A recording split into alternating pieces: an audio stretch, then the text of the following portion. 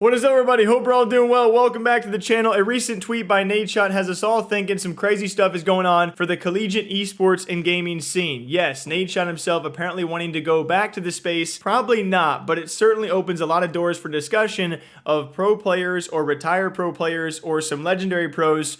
Would they maybe be willing to go back and play in college? And he further went on to actually tweet, probably as a joke, but said, "Since I dropped out of college in my sophomore year, does that mean I still have NCAA eligibility? I'm trying to be the first 30-year-old D1 esports player. Call of Duty or Valorant is the only question. Any school's got a full ride for me, shout out." So I think this is very interesting, whether he said this tweet as a joke or as the truth. I think he's joking. I don't think he's being serious. He probably has a lot of duties for 100 Thieves, but it still brings a lot of eyes of people who could be serious about this as well. And I did actually kind of scroll through and I saw, and we'll even leave it up here for you guys, but a couple different collegiate programs actually reached out to him and were like, "Here's a full ride. Like, we'll give it to you." Even Maryville did. I know a couple. Yes, there are certainly going to be offers for anyone like Nadeshot of his pedigree. If you're a college and you get to have him on and you just offer him a full ride promotionally, that's just literally the cream of the crop. It's a steal for them. So obviously there would be dozens of colleges. I guarantee it. I know it for a fact that would offer him.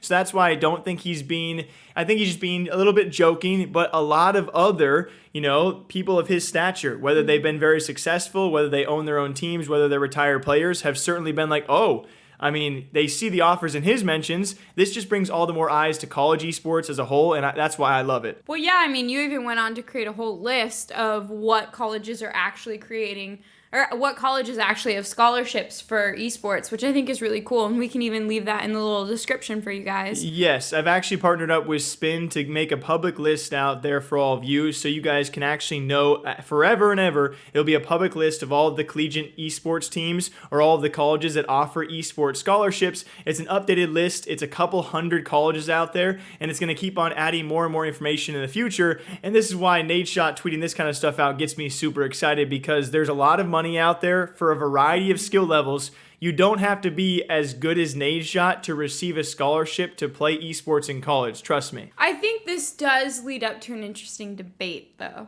because you do have someone who has been a professional and has now created their own esports team, 100 Thieves, the Hoodie Org, whatever you want to call it. And now, I think anyone getting an education is always awesome, right? That's the best thing that you can do, especially in case, things don't work out in one area, you have other things to fall back on. However, I do think it's interesting when you've already made it so far to then potentially ask for a full ride. Now, I do believe that he is saying this in a joke, but I just mean in general, if you have a pro player who's already made it, on the one hand, it's awesome that they get to have an education, right? But then on the other hand, you might have someone who has no other prospects other than that full ride for them to play esports. So it's kind of a double-edged sword when you think about it. Yeah, Nadeshot's a one-off because he's not going to go back to college, in my opinion. And even if he were, he's very, very well off. Most esports pros are not to that degree well off, right? Obviously, a lot of esports players make a good amount of income if they are at the tippity top, but it's for a short period of time. And so I think it brings a great debate, because we have seen collegiate Call of Duty players be signed, and some of them were actually former pros or semi-pros, and that maybe upsets the current collegiate kids, because now they have to go up against these higher tiered, pro players out there. Getting an education is obviously a very important thing. I think we'll see over the next 5 to 10 years that the competition at the college level is going to increase in skill level. So you're going to have to be a better player. And at the tippity top of esports pros, you're going to see a bit of a fall off. These players are going to be out of jobs at the tippity top for pro play, and they might say, hey, I want to go back and get a college education, which, again, to your point, I'm never going to blame an ex-pro player for wanting to go back to college and then still compete and then get his scholarship or his tuition paid for doing so.